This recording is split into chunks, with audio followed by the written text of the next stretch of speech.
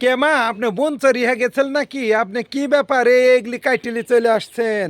কাটিলি না আলি আলে পারা কাটিলি আনো আমার লাতি খাইতে চাইছে তাই তো এই লাতি খাইতে চাইছে আর আপনি এই গরম রোদে এগুলি কাইটে আনছেন, এগুলি কোনোদিন ভাল লাগে? শুনতে বের আবার বলিস বলে আর মেয়ের যে মা দাদিকে আবার কাইটি দিতে বললো তো হ্যাঁ। এখন আসবে বলে কয়েকদিনের মধ্যে ইয়াতে সিটি গাঙ্গা আছে তো এগুলি কি করতে হয়? এগুলি ইয়া তরকারি কুইটি তরকারি আনবি খাইতে হবে তরকারি কেউ যে বলে কচুর সবজি, কেউ বলে কচুর ভর্তা, আর আপনি কচু সজিলে এগুলি যদি গোল করে কুইতে হবে কুইটি এই একটু পানি দিয়ে আধা আধা করে আনতে হবে আধা আধা হ্যাঁ তার সাথে আম দেওয়া হয়, তার ভাল লাগে না? ভালো লাগবে মাছের মাথা টাথা দিলেও তো ভালো লাগে। ভালো লাগবে সব ভালো লাগবে নাকও ভালো চোখও ভালো মুখও ভালো তরকারিও ভালো সবই ভালো তা আপনি পারেন ও এগুলি করতে? তুই কি করবো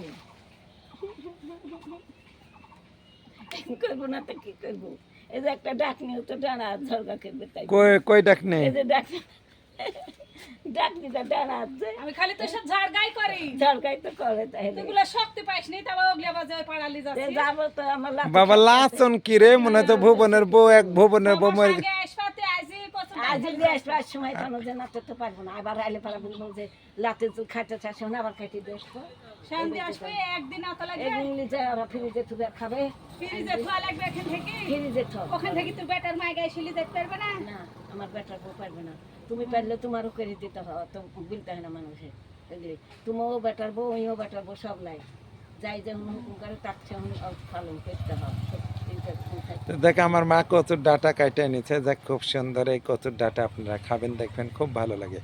আগে আমরা বলতো কচুর সজি, এখন আবার পুরপুরি কাইলে খাইতে ভালো লাগে জবটা মনে পেয়েছি